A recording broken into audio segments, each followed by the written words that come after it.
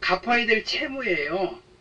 자원의 유출이 예상되고 유동부채와 비유동부채고, 유동부채 중에 여기 다른 건 다 아는데 이게 그 유동성 장기부채 있잖아요. 요거 이제 지난 시간에 설명했는데, 장기차입금이 결산 때 갚을 날이 1년 이내로 남으면 장기차입금을 차변에 와서 없애주고 대변에 유동성 장기부채로 바꿔서 유동성 장기부채가 재무상태표에 표시되면 이게 갚을 날이 1년이 안 남았구나 이렇게 알게 하기 위해서 그렇게 해야 돼요. 그리고 여기 나와 있는 이 부채 있잖아요. 이 부채는 거래처 다 입력해야 돼요. 퇴직금의 충당 부채 요거는 거래처 입력 안 됩니다. 이거는 사채도 안 돼요. 장기차입금하고 요 위에 건 다 거래처 입력해야 돼요.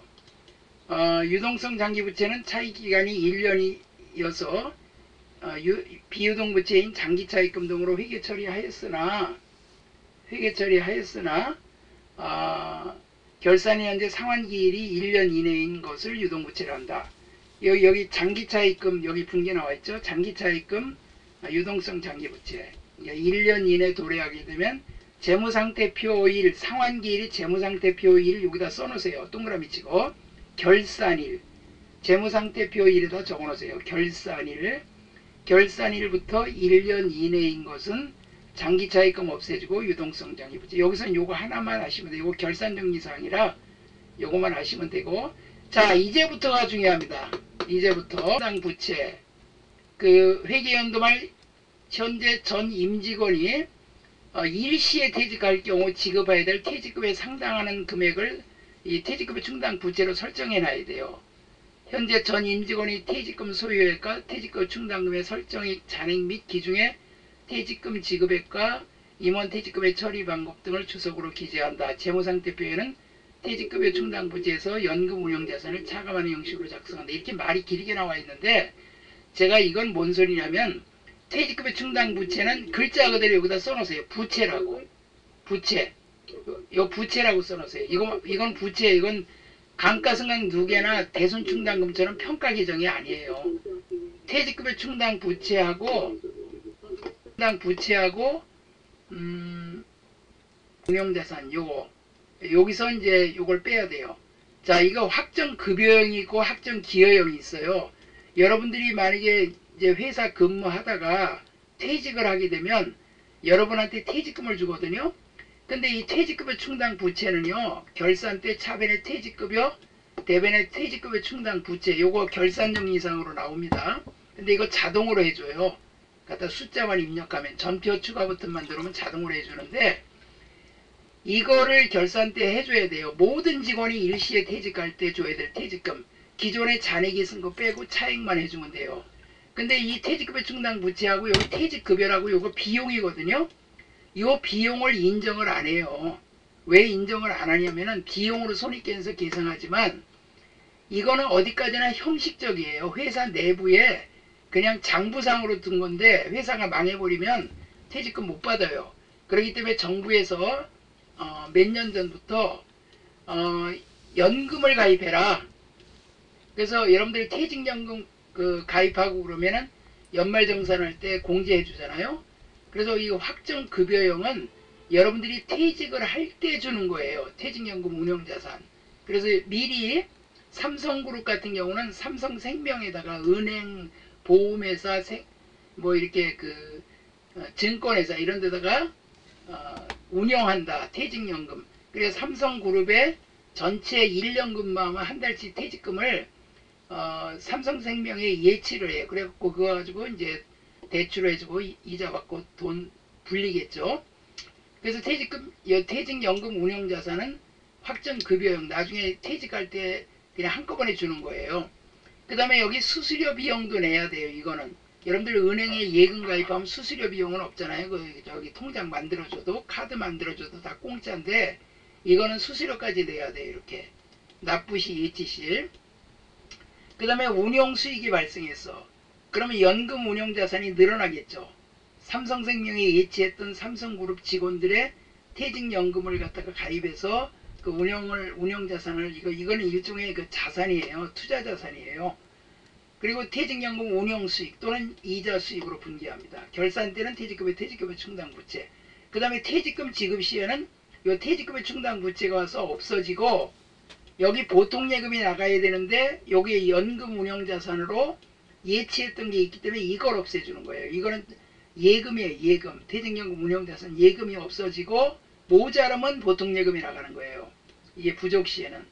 그리고 또 이 퇴직급여 충당 부채가 모자르면 퇴직급여라 그래요. 이렇게. 이거 확정급여형은 분계가 이게 예치 시에 이자 발생 시에 1번, 2번이 시험에 잘 나와요. 3번은 결산정리상으로 나오고 4번도 나오고 이게 다 나와요. 근데 확정기여형은 기여만 하는 거예요. 이건 어떤 경우냐면 그 고액 연봉의 임원들은 나중에 한꺼번에 퇴직금 주면요 어마어마하게 많아요. 그렇기 때문에 그냥 1년 근무하면 한 달치 퇴직금을 12달로 나눠갖고 그 사람 통장에 넣어줘요. 그냥 퇴직금 통장에다가. 그럼 그 사람은 그 통장 가지고 돈을 쓸 수가 없어요. 그거는 못 쓰게 돼 있어요. 언제 쓰냐? 그 회사 퇴직하면 그때 쓸 수가 있어요. 그래서 이거는 그냥 기여한다. 퇴직급여. 그리고 수수료 비용, 현금. 그냥 비용으로 떨어버리는 거야. 네가 알아서 운영해 그거예요. 그리고 이게 중소기업이 이게 많이 써요. 이거 중소기업. 확정급여형으로 퇴직연금에 가입했다. 그러면 이렇게 분개를 해줘야 돼요. 확정기여형일 때 퇴직금을 이거 지급했다. 납부시 이제 그 사람 통장으로 이제 예치시.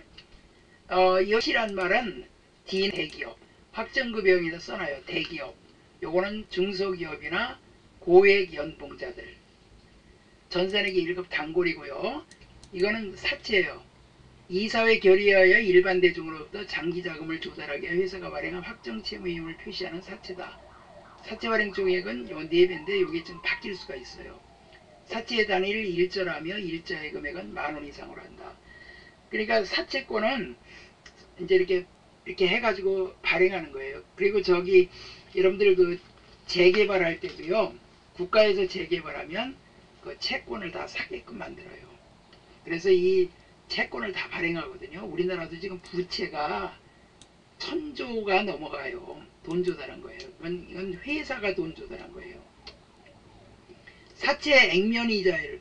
발행회사에서 지급하기로 약정한 이자율이에요. 사채에 뭐 연 2%를 주겠다. 사채 이자는 많이 안 줍니다.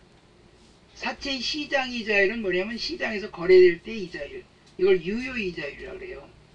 그러니까 시중에서 내가 시중에다가 다른 데다가 돈 빌려주면 받을 수 있는 이자가 5%인데 사채 이자가 3%나 2%밖에 안 준대. 그러면 이 시장 이자율은 유효 이자율인데 이렇게 되면은 사채권에 표시된 액면 이자율보다 시장에서 거래되는 이자율이 높아갖고 할인 발행이 일반적이에요. 그러니까 10,000원짜리인데 야 너 9,000원에 사가. 내 9,000원만 받고 너 10,000원짜리 할게. 나중에 내가 10,000원 갚아줄게. 지금 9,000원만 내놔. 그럼 왜 그러냐면 이자가 낮아서 그래요. 그래서 이자 때문에. 액면 이자율이 시장 이자율보다 높은 경우에는 할증 발행.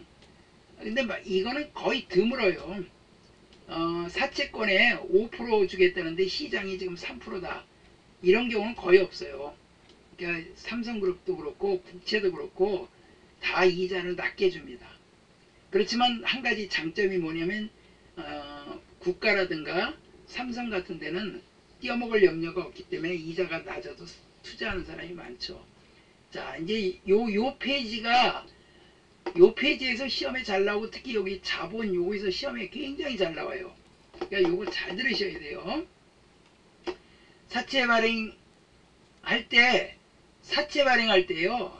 이 법무사 사무소 비용, 그 다음에 사채 인쇄비, 그 다음에 증권회사에서 이걸 팔 때 수수료.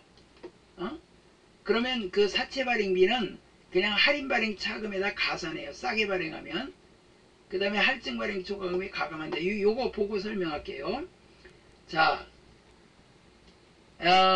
액면 발행. 액면 가액이 10,000원인데 발행 가액이 10,000원이야. 그러면 그냥 사채, 부채의 증가 10,000원. 당좌예금, 자산의 증가 10,000원. 자산의 증가.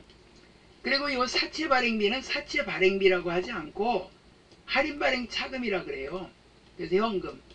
옛날에 상법에 제 456조에 사채 발행비가 나왔었어요. 그 당시에. 근데 이거 사채 발행비는 3년 그랬는데 그 상법 456조가 삭제가 됐습니다. 찾아보시면 상법 조문이 다 나와요. 옛날에 있었는데 이제는 할인 발행 차금으로 분기합니다. 액면가액이 발행가액보다 커. 그럼 쉽게 말하면 이제 할인 발행이에요. 그러면 사채가 10,000원이 나갔는데, 아니 10,000원이 부채가 생겼는데 돈을 9,000원 밖에 못 받은 거예요. 그러면 사채 할인 발행 차금이 1,000원이 돼야 되죠. 10,000원에서 9,000원 빼면 1,000원이 돼야 되는데 발행비 500원을 현금으로 지급했어. 그럼 현금 500원 나가고 사채 할인 발행 차금에다가 500원을 가산해 버려. 어차피 이거 비용 들어간 것도 싸게 발행한 거다. 그냥 우리가 이자 준 거라 생각하고 그렇게 하는 거예요. 근데 할증 발행은 발행가액이 15,000원이야. 그러면 15,000원 들어오고 사채가 10,000원인데 발행비 500원을 차감한 잔액을 받아갖고 당좌예금했어. 그러니까 15,000원에 팔았는데 500원이 사채 발행비가 나가면 14,500원만 돈을 받은 거예요. 그 바람에 할증 발행 차금이 4,500원을 줄어요. 여기 가감한다 그래서 이거 차감해 버리는 거예요.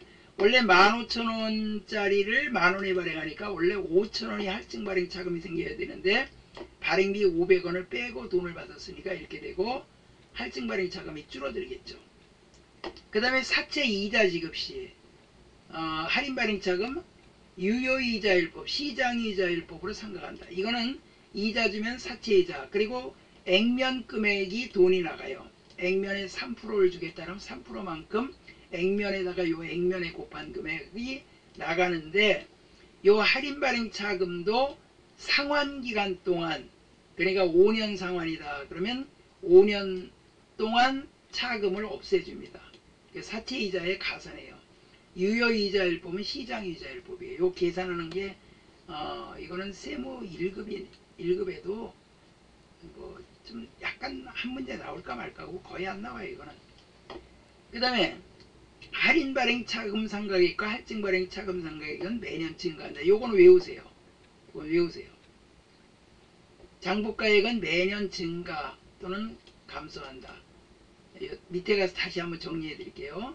사채 상환, 사채를 갚으면 사채가 차변에 와요. 이거 부채의 증가였잖아요. 부채의 감소.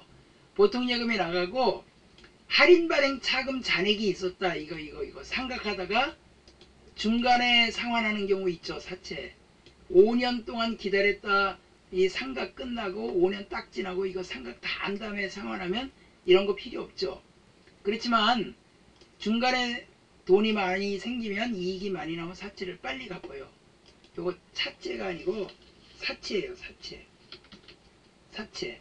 사채를 갖고 보통 예금이 나가고 할인 발행 차금 잔액이 중간에 상환하니까 이게 상각을 다 못했기 때문에 있으면 그걸 없애줘야 돼요. 그리고 나머지가 사채 상환이, 이건 영업의 수익이에요. 요게 그 회계 1급 시험에 나왔었습니다. 100회인가? 작년 시험 문제인가? 거기 나왔었어요. 이 문제가 상환할 때. 그러니까 이제 사채를 발행하면 부채의 증가, 상환하면 부채의 감소, 할인 발행 차금 잔액이 있으면 없애줘야 돼요. 나머지 몽땅. 그리고 사채 상환이. 요 사채는 발행하면 대변에 간다. 이자 주면 이렇게 되고 상환하면 이렇게 되고 요거밖에 없어요. 사채는 분계가. 사채 분계는 요걸로 끝. 그 다음에 주식회사 자본이 있어요. 자, 이거는 회계 2급에서는 안 배웁니다. 회계 2급에서는 안 배우고 회계 1급에서만 배웁니다. 회계 2급은 회계 2급은 그 개인기업이고 우리가 배우는 그 전산회계 1급은 법인기업이에요. 주식회사. 이 주식회사는 자본금을 회사를 설립할 때 어떻게 하냐면요. 법원에다 등기를 합니다. 우리 회사는 이렇게 사업을 하겠습니다라는 정관을 작성해요. 그 정관이 뭐냐면 여러분들 그 우리나라 헌법처럼 회사의 회칙이에요. 여러분들 그 뭐 동창회 모임이나 그런 회칙이 딱 있잖아요. 그거를 법원에 제출하고 대표이사, 상무이사, 전무이사 이름 다 제출하고 그 다음에 우리는 액면이 얼마짜리 몇 주를 발행할 거다라고 다 신고를 해야 돼요. 그래서 법원에서 그걸 인정을 해줘야 발행할 수가 있어요. 그 법무사를 통해서 다 하죠. 그래서 그 액면가액이 자본금이에요. 요거 암기하세요. 1주 액면 곱하기 발행 주식수가 자본금이다. 그러니까 그 삼성전자 주식이 현재 그게 500원짜리거든요. 한 장에 500원짜리를 세상에 지금 한 6만원 돈가요. 그러면 나머지는 뭐예요? 다 프리미엄이 붙은 거죠. 그런데 우리가 자본금은 500원으로 계산합니다. 그 1주 액면이 500원 곱하기 100만 주를 발행했다. 그럼 500 곱하기 100만 주 한 금액이 자본금이 돼요. 그리고 500원짜리를 6만원에 발행했다. 그러면 그 차이 나는 게 주식 발행 초과금이에요. 그 다음에 주식을 발행했다가 그 자본금을 줄일 수가 있거든요. 그러면 그건 감자할 때 나는 이 돈을 적게 주고 줄이면 감자 차이. 그 다음에 자기 주식 처분이 이건 뭐냐면 자기는 여러분들이 그냥 자기 하죠. 부부간에. 이 자기 주식은 삼성전자가 발행한 주식을 삼성전자가 가지고 있다가 그거를 팔아가지고 이익 본 거예요. 이 자기 주식은 삼성전자가 자기가 발행한 주식을 자기 가지고 있어. 그러면 얼른 팔아야 돼요. 얼른 팔거나 자본금을 줄여야 돼요. 왜냐면 그거 가지고 있으면 돈 투자 받은 게 아니잖아. 근데 요거 외울 때 주감자. 여러분들 주감자로 외우세요. 옛날에 강원도 주식이 감자였잖아요. 지금도 강원도 감자 유명하죠. 주감자. 여러분들은 잘 외우실 거예요 아마. 주감자. 시험에 어떻게 나오느냐. 다음 중 성질이 다른 하나는 또는 다음 중 자본이여금에 속하지 않는 것은 요 세 개 주어지고 뭐 이익준비금이 나온다든가 이렇게 나와요. 시험 문제. 요건 반드시 암기해야 돼요. 자, 자본조정은 요거의 반대. 요게 이렇게 반대 표시하세요. 양방향 화살표. 이렇게 자본이여금과 자본조정. 특히 차감 항목 동그라미 치시고 요 차감 항목이 요거하고 반대예요. 보세요. 주식을 발행할 때 비싸게 발행하면 초과금, 싸게 발행하면 할인. 이 할인 발행은요 주식에서 거의 없어요. 사채는 대부분 할인 발행인데 주식은 할인 발행이 거의 없어요. 이름 없는 회사는 또 싸게 발행할 수 있겠죠. 그 다음에 요 감자차익의 반대가 감자차손. 자기 주식 처분 이익의 반대가 자기 주식 처분 손실. 반대죠? 이거요. 이거 옆에다가 동그라미 치시고요. 요거 세 개. 주식 발행 처분 감자차익 자기 주식 처분 이익, 주식 할인 발행 처분 감자차손. 요렇게 동그라미 치시고 옆에다가 잔액이 있으면 퉁친다. 그렇게 적어놔요. 잔액이 있으면 퉁친다. 잔액이 있으면 퉁퉁 친다.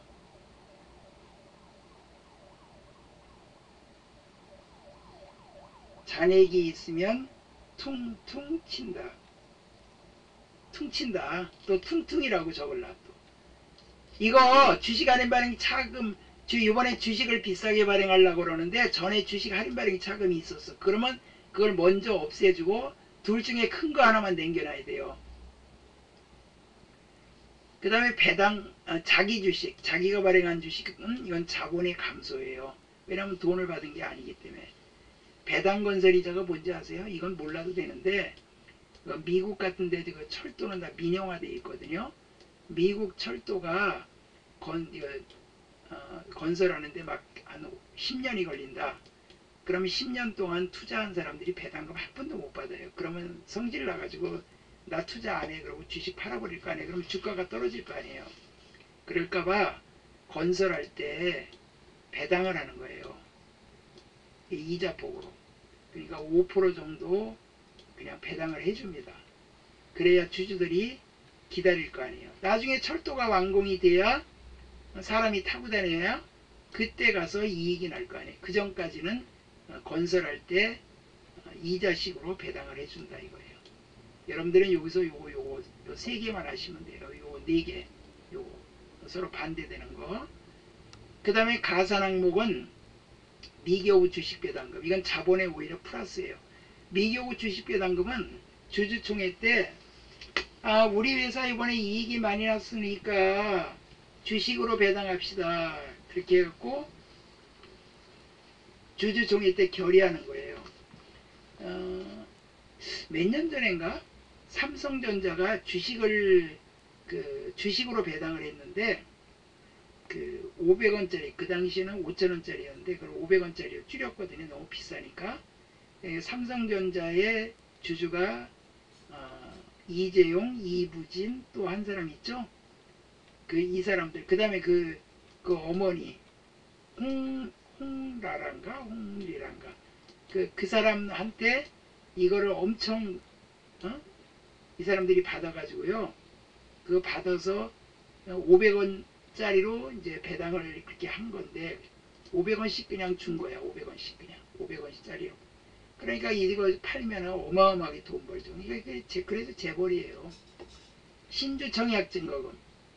이게 이제 새로운 주식을 발행할 때 증거금으로 아파트 청약할 때 증거금 받잖아요. 계약금. 그거예요. 주식 매수 채권. 주식으로 매수할 수 있는 채권. 이건 단 자본의 증가입니다. 어차피 주식으로 배당하면 주식 발행하면 대변의 자본금, 차변의 미교부 주식 배당금 이렇게 돼요. 그 다음에 요 기타 포괄손익 두 개는 실현되지 않은 손익이에요. 여러분 생각해 보세요. 매도 가능 증권이요. 평가가 됐어. 이번에 내가 장기 투자하려고 주식을 갖고 있었는데 값이 올라갔네. 그러면 이거는 현재 파는 게 아니에요. 단기 매매 증권은 어차피 내가 샀다 팔았다 자주 하니까 단기 매매 증권 평가 손실은 손익계산서에 비용으로 들어가고 평가이익은 수익으로 들어가지만 매도 가능 증권 평가이익이나 평가손실은 이거는 금년에 내가 이익 보고 금년에 손해봤더라도 내년 가면 바뀔 수가 있지. 금년에 이익 봤던 게 내년 가서 손해볼 수도 있고 손해봤던 게 내년에 이득 볼 수도 있고 이것도 퉁칩니다. 이것도 동그라미 치세요. 퉁친다. 이 잔액이 둘 중에 잔액이 하나 있으면 그거부터 먼저 퉁친다. 요게 시험 문제에 나옵니다. 회계 분계 문제. 그래서 이거는 미실현손익이라고 그래요. 장기간 투자한 거라 실현되지 않은 이익이다. 그렇게 얘기합니다. 그리고 재평가 잉여금은 이제 집값이나 땅값이 올라가면 그거를 재평가 잉여금으로 하는데 이거는 미실현이에요. 여러분들 빌딩을 하나 10억 주고 샀는데 100억이 간다 그러면 그거 팔아야 100억이 들어오지 뭐 팔지도 않았는데 그거 100억이 들어와요. 100억 하다가 50억으로 떨어질 수도 있잖아. 그러니까 실현되지 않은 손익이니까 이건 그냥 손익계산서에 들어가는 게 아니라 포괄손익, 포괄적인 손익 누계에 그래서 미실현손익으로 자본에 속합니다. 어이구 자본 종류가 상당히 많네. 자본금은 일주액면 곱하기 발행주식수. 이거 외워요. 일주액면 곱하기 발행주식수. 이거 못 외우면 큰일 납니다. 이거 외워야 됩니다. 일주액면 곱하기 발행주식수. 이거는 무조건 자본금이에요. 액면 곱하기 발행주식수예요. 그리고 자본이익과 자본조정 서로 요 동그라미 친 거 잔액이 있으면 퉁친다. 요 매도 가능증은 평가인과 평가손실도 퉁친다. 해외사업 환산손익은 뭐냐면 삼성전자나 현대자동차가 외국에 공장이 많죠. 어디 회사라 그러던가? 현대자동차인가? 러시아가 지금 전쟁 중이라 거기서 빠져나오려고 그러니까요. 허락을 안 하고 50%밖에 인정 안 해준대요. 중국에 투자하는 사람들 바보야. 공산주의 국가에 투자하면요. 그건 그냥 뺏어버려요. 뺏어버려. 그래서 중소기업들 많이 뺏기고 나왔대요. 다 털리고. 그래서 이 공산주의가 있어서는 안 돼. 공산주의하고 이슬람은 세상에 서울대학교에서 그 교수가 강의하는데 이슬람 문화권 애들이 수업을 들었는데 걔들 하루에 5번인가 몇 번 기도하잖아요. 갑자기 수업하는데 엎드려가지고 막 기도하더래. 그래서 교수가 나가서 하라고 그랬대요. 실제 있었던 일이에요. 그러니까 그냥 말 안 듣고 계속해서 교수가 나가서 하라고 이제 소리를 질렀나봐. 그랬더니 세상에 수업 끝나고 교수실 찾아와가지고 죽인다고 협박을 했대요. 세상에 그런 나쁜 놈들이 어딨어요. 그러니까 이슬람은 사람을 죽이면 천국에서 천국 간다 그래요. 아유 참 웃기는 종교들 너무 많아요. 자, 해외 사업 환산 손익. 그 외국에다 투자를 해가지고 그게 한국 돈으로 환산하면 이득 보거나 손해 보죠. 현금 흐름 위험 회피 상품. 이거는 달러를 한국 돈으로 환산할 때 이게 저기 은행하고 계약을 맺어요. 환율 변동이 이렇게 확 일어나면 손해보고 이득 보니까 그거를 회피하기 위한 파생 상품이 있어요. 근데 이것도 은행이 손해 안 볼라 그러지. 하여튼 은행은 머리가 무지무지 약어요. 돈 장사하는 데라. 뭐 사채업자보다 그래도 좀 이렇게 불법은 안 저지른다 뿐이지 돈 장사하는 건 똑같더라고 보니까. 하여튼 이런 것들 중에 매도가능 경험 평가의 평가손실 요 두 가지만 알면 되고, 이익이익금은 이거는 이제 별개예요. 이거는 여기다 밑에 써놓으세요. 당기순이익. 당기순이익을 이익이익금이라 그래요. 당기순이익은 이익이 난 거예요. 법인기업에서. 근데 이거를 이제 배당을 하거든요. 배당을 하면 이익준비금은 그 법정적립금이라 그래갖고 여러분들이 현금으로 배당하면 현금 배당의 10분의 1을 매기 적립을 해둬야 돼요. 이거 법으로 정해놨어. 상법제 458조에 규정돼 있어요. 458이라고 쓰고 한번 나중에 찾아보세요. 금전에 의한 배당할 때는 금전에 의한 배당할 때는 매기 자본금의 2분의 1에 달할 때까지 적립을 해야 된다. 이게 꼭 뭐냐면요. 이거예요. 여러분들 월급 타면 일부를 저축해두죠? 저축을 왜 해둘까요? 나중에 여러분들 돈 들어갈 일 있으면 그거 찾아 쓰고, 미혼인 분들은 결혼자금 마련하라고 하는 거고, 그런 게 이익준비금이에요. 그리고 자본에 전입하거나 결손을 메꾸기 위해서 적립을 해둬야 돼요. 현금으로 배당할 정도면 니네 회사는 그래도 이익이 많이 난 거니까 적립을 해라. 그러고 기타 법정 적립금은 뭐냐면 재무구조 개선 적립금이에요. 재무구조가 튼튼하지 않으면 네 회사가 주주한테 피해를 줄 수 있으니까 법으로 정해놓은 거예요. 법정은 상법에 규정돼 있어요. 이 여기서 말하는 육법 중에 상법이에요.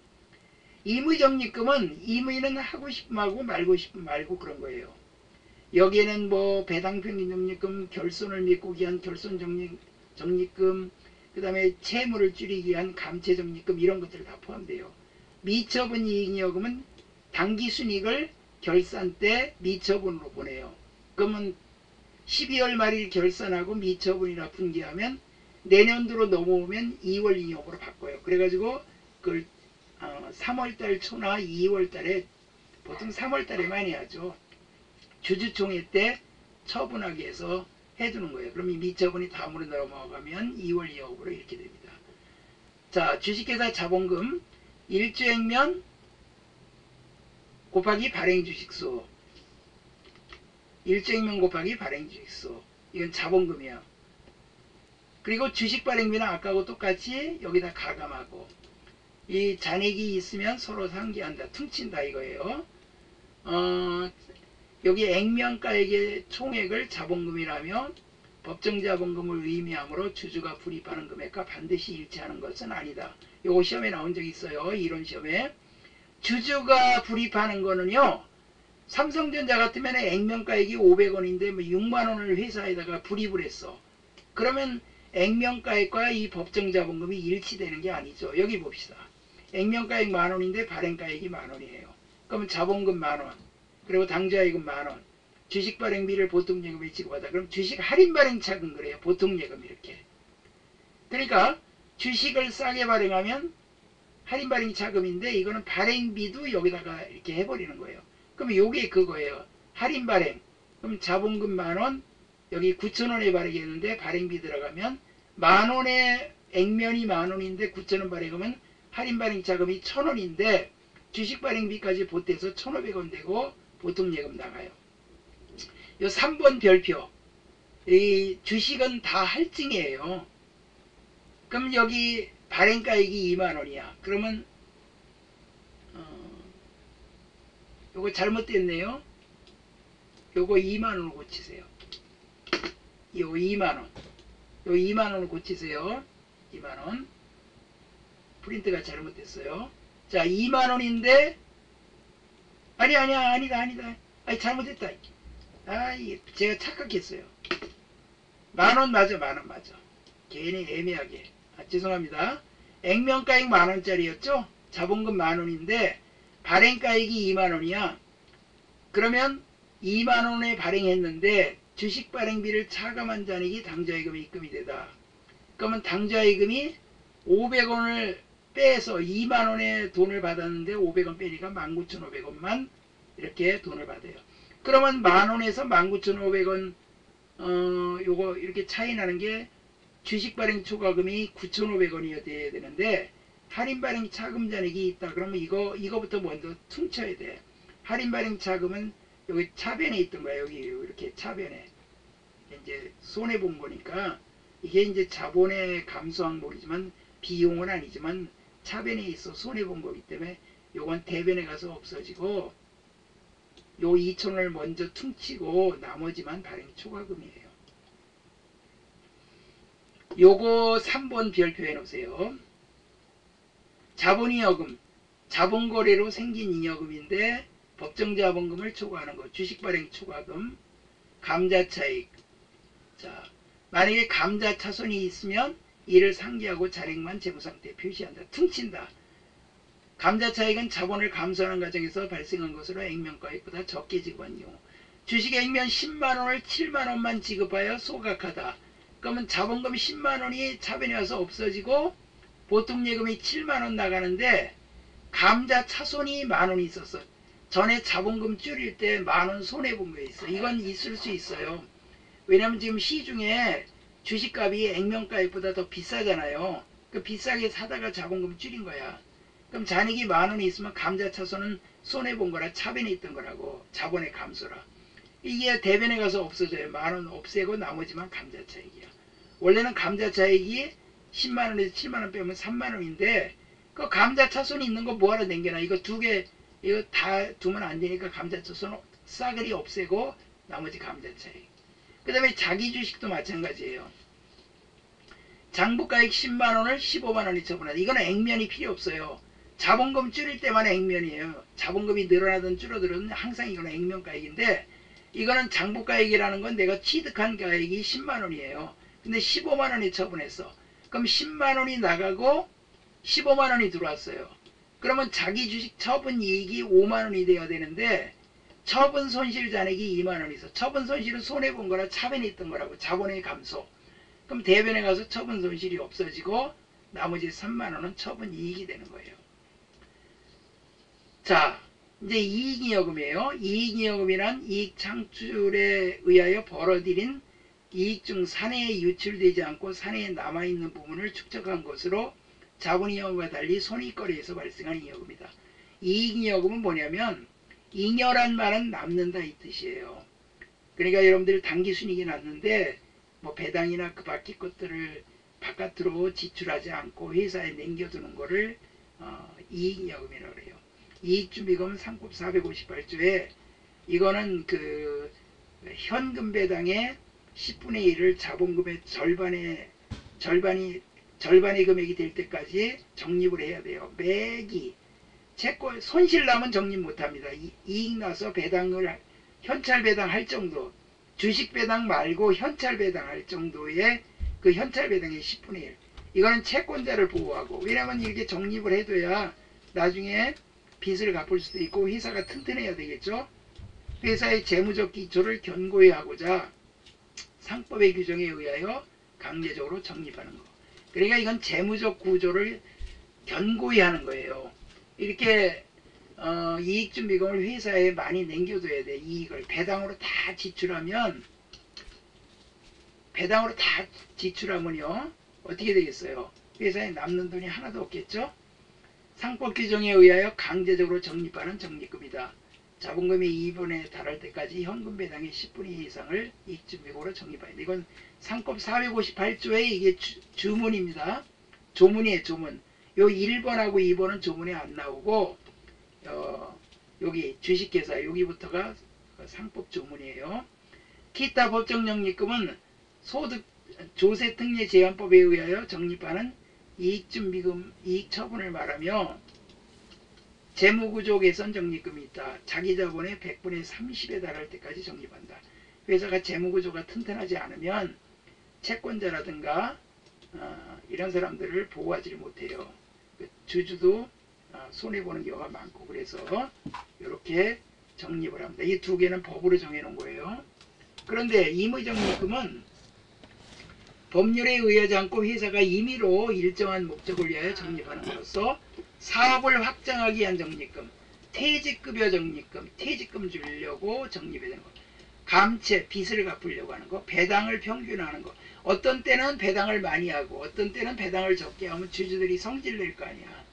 그러니까 손실 났을 때도 배당하기 위해서 적립을 해두고, 자가보험 적립금은 보험회사에 보험 안 들고 자기 회사에 적립을 해두는 거. 별도 특별히 그냥 별개로 해두는 거. 이제 요게 시험에 나와요. 요게 지금 여기 파란색 글자 요게 회사가 벌어들인 이익 중 배당을 지급하거나 다른 목적으로 적립하는 남아있는 이여금으로 이 차기 이월 이여금을 말한다.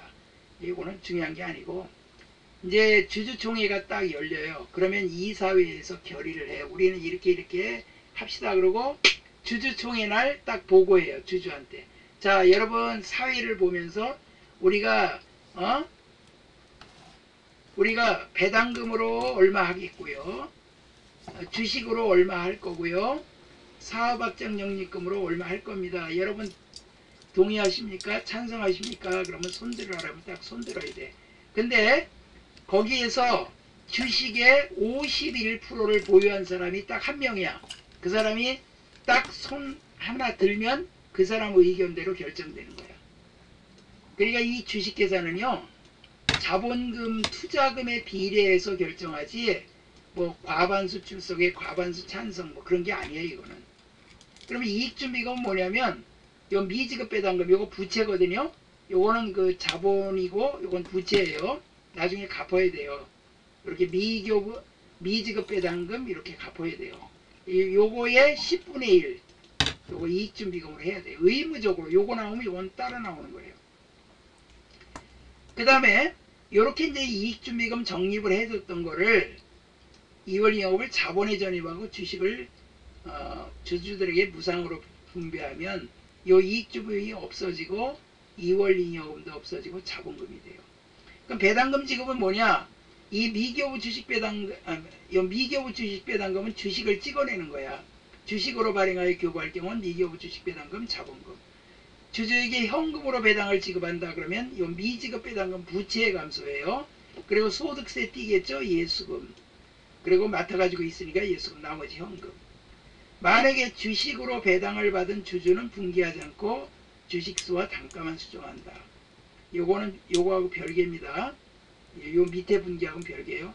만약에 중간 배당을 이사회에서 결의시 주주총회 때 결의하는 게 아니라 주주들이 결의를 해서 중간에 배당금 줘. 그럼 중간 배당금, 미지급 배당금 이렇게 했다가 주면 이렇게 가고 예수금. 왜냐면 왜 미지급 배당금이냐면 주주총회 3월 한 10일 날 삼성이 배당을 결의했어. 찬성을 했어. 그러면 이 삼성전자는 50% 넘게 외국 주주가 많고 수백만 명이 된다고. 얼마가 될지 몰라요. 그럼 그 사람들한테 배당을 주주총회 끝나고 2시에 끝났어. 그럼 2시부터 직원들이 밤새워서 그 사람들 통장에다 넣어주냐? 아니에요. 그 배당금 지급 통지서라는 걸 발송을 하고 그 사람들이 이제 은행에다가 회사가 예치해두면 그 찾아가는 거예요. 이렇게. 그리고 세금 띄고 찾아가는 거예요. 그래서 이게 여기는 일단 미지급 배당금 부채로 해놓는 거예요. 그날 다 지급할 수가 없으니까. 그럼 주주가 찾아가면 이제 부채가 없고 이렇게 되는 거예요. 중간 배당금은 이렇게 하고 미지급 배당금에다 갚음이 이렇게 돼. 자본 끝. 자, 당기순이익이 발생한 경우 그러면 차변에 손익계산서에 차변은 비용 대변의 수익인데 순이익이 발생하면 이건 차변에 와서 없어져요. 그리고 대변의 자본금. 법인기업은 이 개인기업은 자본금을 들이지만 법인기업은 미처분 이여금이라고 분기해요. 그리고 전산회계에서는 이 미처분을 내년도 1월 1일 날 넘어오면 2월로 바꿔줘. 그 다음에 주식 100원, 액면 100원의 주식을 70원에 매입 소각하다. 그럼 자본금 100원, 현금 70원. 그런데 감자차손 잔액이 10원 있다. 그럼 감자차손을 먼저 퉁치고 나머지만 감자차익. 그 다음에 2월 결손금 70을 보전하기 위하여 100원의 주식을 무상으로 받아 소각하다. 회사가 손실 나잖아요. 그러면 주주들한테 자 주식 내놔. 10주 가지고 있는 사람 한 주씩 내놔. 그럼 10분의 1씩 꼼짝없이 내놔야 돼요. 그건 10분의 1은 무효야. 무효. 가지고 있어봤자. 그럼 자본금 차변에 100원. 결손금은 메꾸는 거야. 결손금은 손해본 거라 차변에 있던 거니까 대변에 가서 없어져. 나머지 감자차익. 그 다음에 자기주식 100원을 장부가액 80원을 120원에 쳐보다. 이 액면 요 100원은 신경 쓸 거 없어요. 요거는 신경 쓸 게 없어요.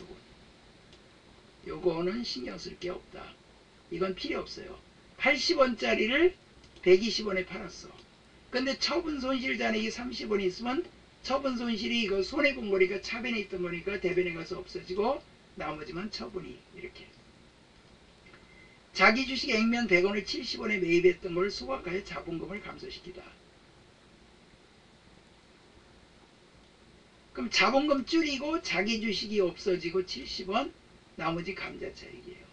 자, 이거 결산 때 매도 가능 증권 평가 시에 회계처리, 매도 가능 증권 평가인과 손실은 상기 처리한다. 장부가액 50을 70으로 평가했어. 그럼 올랐네? 매도 가능 증권 20만원 올랐어요. 그럼 매도 가능 증권 근데 평가 손실 잔액이 5만원 있어. 그럼 평가 손실을 먼저 없애주고 나머지만 매도 가능 증권 평가 이익이 되는 거예요. 그러니까 20만원 올라갔지만 평가 손실 5만원은 손해본 거라 차변했던 거라 대변에가 없어져. 퉁쳐야 돼요. 퉁쳐야 돼. 평가이익과 평가 손실 같은 거 서로 반대되는 것끼리는 퉁쳐야 됩니다. 그럼 나머지 매도 가능 평가이익. 매도 가능 증권을 만약에 처분했어. 그러면 전기에 장기 투자로 80에 취득했는데 50에 평가했던 거를 70에 처분했다. 그러면 80만원짜리를 50으로 평가했으니까 우선 50만원짜리가 장부가액이야. 그럼 매도 가능 증권이 50만원 나가고 70만원에 돈을 받고 팔았어요. 그럼 20만원 이익 받잖아? 근데 여기서 보시면 80만원에 취득했는데 50만원만큼 가격이 떨어졌어요. 그럼 전기에. 그러면 평가 손실이 차변에 30만원이 있던 걸 없애주고 처분 손실은 10만원이 생기는 거예요. 자, 이거 여기 보세요. 80에 취득했다가 70에 처분하니까 손해본 거죠. 10만원. 결과는 똑같아요. 이거 처분 손실은 영업이 비용입니다. 근데 매도 가능 증권 평가 손실, 평가 이익은 기타 포괄손익 누계라 자본 항목이에요. 자, 요거는 좀 쉬었다가 풀겠습니다. 그러니까 이 자본금은 일주액면 곱하기 발행 주식수, 자본이여금은 주식을 비싸게 발행하고 자본금 줄일 때 돈 적게 줘서 이득 보고, 자기가 발행한 주식을 자기가 보유하게 되면 그걸 팔아서 이득 본 거. 이거는 어떤 경우에 보유하냐면요, 다른 회사를 인수합병을 하게 되면 그 사람이 삼성전자 가지고 있던 게 삼성전자가 다른 회사 사들이면 다른 회사 그 회사가 삼성전자 주식을 가지고 있던 거를 삼성이 보유하게 되니까 자기 주식이에요. 얼른 팔아버려야 돼요. 팔아서 이득 보거나 손해볼 경우가 있는데 여기 초과금의 반대가 할인 발행이 작은, 감자차익의 반대가 감자차손. 요거는 처분이익이고 처분손실. 자기 주식도 자기가 발행한 주식을 자기가 가지고 있으면 자본의 감소예요. 이게 차감 항목은 이 자본이여금의 반대. 이건 자본거래로 생긴 거고, 요 기타 포괄손익 두 개는 미실현손익이에요. 매도 가능 증권 평가이익이나 평가손실은 장기 투자 목적일 때, 뭐 금년에 이익 보면 내년에 손해 볼 수도 있고, 금년에 손해 보면 내년에 이득 볼 수 있으니까 이거는 그 손익계산서에 집어넣으면 안 돼요. 단기매매 증권 평가손실 평가이익만 손익계산서 들어가고, 이거는 장기 보유 목적이니까 자본에 들어갑니다. 기타 포괄손익이 미실현손익이에요. 이익 잉여금은 단기순이익으로 난 거를 회사 내부에 이제 적립을 해둔 건데, 이익준비금은 현금 배당의 10분의 1을 법으로 적립을 하게 돼 있어요. 그 다음에 기타 법률 적립금, 재무구조 개선 적립금, 뭐 임의로 하는 거. 그래서 요런 거, 요 종류는 강조해도 여기서 객관식 문제가 꼭 하나 나오니까 기억해 두시고, 사채는 이자 주면 사채가 여기 이자 비용이 발생이고, 돈 나가고 할인 발행 자금도 같이 사채 이자다. 사채 할인 발행한 게 결국 이자율이 낮기 때문에 싸게 발행한 거거든요. 그렇기 때문에 결국 이게 이자예요. 근데 사채 상환할 때는 사채가 없어지고 돈 나가는데, 할인 발행 차금 잔액이 있으면 상각하고 그 다음에 나머지가 이익이에요. 사채 할인 발행 차금 상각과 할증 발행 매년 증가해요. 요 증가한다는 거 동그라미 치세요. 상각액과 한입액은 매년 증가한다. 이 왜냐면 매년 증가해서 그 액면가액과 일치시켜요. 할인 발행 차금은. 그리고 주식을 비싸게 발행하면 주식 발행 초과금, 싸게 발행하면 할인 발행. 여기 비싸게 발행하니까 주식 발행 초과금, 싸게 발행하면 할인 발행 차금, 발행비도 여기다 가산한다 했죠. 대부분 다 할증 발행이 많아요. 여기 동그라미 치시고, 그 다음에 주주총회에서 결의하면 이런 걸로 처분하고, 그 다음에 이걸 자본에 존입하면 요게 없어지고, 이익준비금 없어지고, 자본금 들어가고, 주식을 찍어서 공짜로 나눠주는 거예요. 그러니까 여기 주주총회에서 배당금 얼마 하겠습니다 하고 결의를 하면, 이게 이제 미지급 배당금 부채가 감수되고, 소득세 띄고 나머지 돈 주고, 그 다음에 미교부 주식 배당금은 주식으로 배당할 거라 자본금의 증가고, 중간 배당하면 중간 배당금, 미지급 배당금. 이거 잘 알아두시고, 시험에 뭐가 많이 나오냐면 이 주식 요거 비싸게 발행한 거하고, 뭐 감자차익도 나올 수 있고 자기식도 나올 수 있고, 요 분계들이 특히 시험에 잘 나오니까 여기 파란색으로 된 거 요거하고, 여기 박스에서 요 문제, 그 다음에 요 파란색 요거를 잘 기억해 두시고, 요거 분계도 보시고. 자, 이제 다음에 자본의 분류 항목 중 나머지 색과 성격이 다른 거. 자, 지금 나왔죠? 주감자, 자기주식 처분이익과 주식 발행 초과금과 감자차익. 주, 감, 자. 처분 손실이 아니에요. 처분 이익이에요. 그럼 이익준비금은 이익잉여금이죠. 이익잉여금은 영업활동의 결과로 생긴 이익을 적립을 해둔 거라, 이익준비금은 금전배당의 10분의 1 이상을 자본금의 2분의 1 달할 때까지 적립을 해둔다. 이렇게 돼 있어요. 여러분들 요새 인터넷에요, 이게 용어가 어렵잖아요. 그럼 검색하세요. 설명 자세히 나와 있어요. 분계 같은 거 잘 이해가 안 간다 그러면 그 분계 이렇게 하면은, 요새는 인터넷이 아주 뭐 발달이 잘 돼가지고 나중에 이제 실기하다 보면 뭐 응? 마스터 신용장, 내국 신용장 뭐 그런 말 나와. 이게 말이 어려운 거 있으면 여러분들 찾아서 하세요. 계정체계의 분류가 다른 나머지와 다른 것은, 자산 수중이익은 영업의 수익, 이것도 영업의 수익, 이거 매도 가능한 처분이익은 영업의 수익입니다. 평가이익은 기타 포괄손익 두 개예요.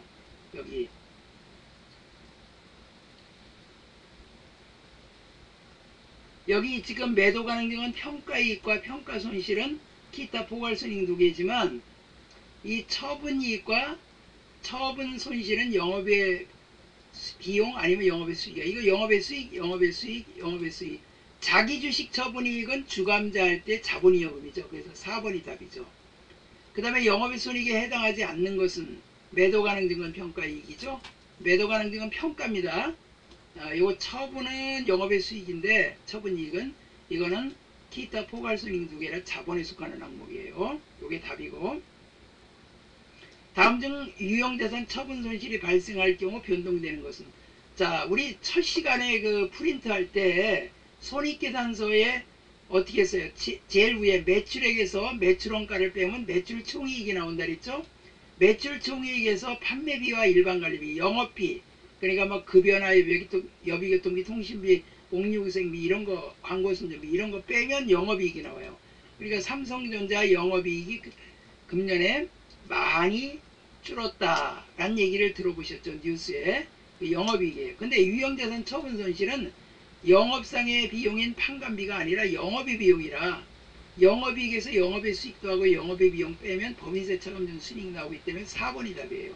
유형자산 처분 손실은 영업의 비용이에요. 그래서 이게 나온다고요. 영업이익에서 이걸 빼면 이게 나와요. 자, 다음 중 새로 취득한 건물과 관련하여 지출된 비용이 다음과 같을 경우 건물의 취득원가는, 자, 건물 취득할 때 건물 매입가액하고 중개수수료하고 취득세는 가산합니다. 위에 거 3개 가산하는데 건물의 재산세는 세금공과 써놓으세요.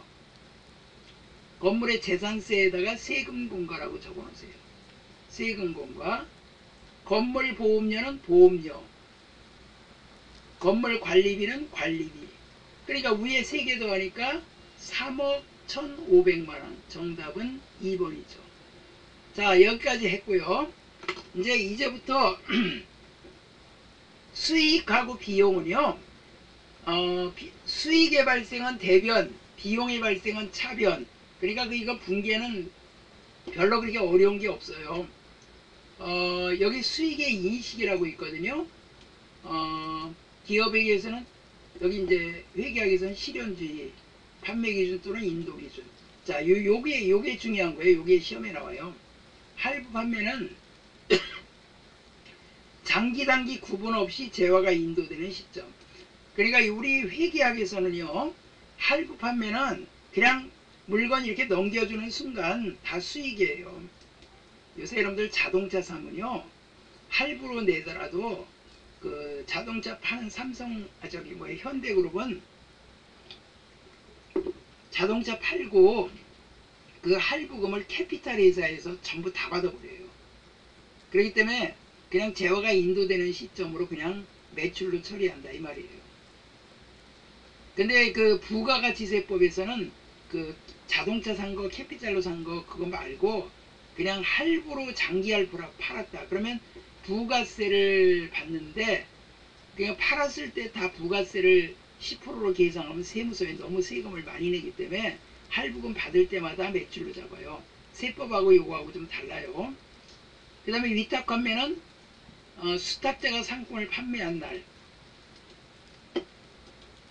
프린트가 다 끝났기 때문에 이거를 다시 그냥 제가 그 카페에 전산회계 이금란에 올려놓을게요. 올려놓을 테니까 다시 듣고 싶으신 분은 다시 들으시고 다음 주 화요일 분계연수 책 79쪽 이렇게 78쪽 보시면 위에 78쪽 보시면 위에 필수 예제 나와 있는데 제가 정리해 드린 거하고 비슷해요. 그리고 여기 분계 연습이 있잖아요. 그리고 뒤에 객관식 있어요. 81쪽. 이 책을 제가 왜 선정했냐면요, 이게 가독성이 좀 좋아요. 이게 빽빽하지 않고 문제도 그렇게 많이 없어요. 이렇게 많이 없기 때문에 여기 설명이 나와 있기 때문에 단원별로 분계와 객관식이 있으니까 이거를 풀어보셔야 돼요. 왜냐면 요 분계는 무조건 다 하셔야 되고 요 객관식 문제는 여러분들이 단원별로 이렇게 하시면 돼요. 지금 진도를 어디까지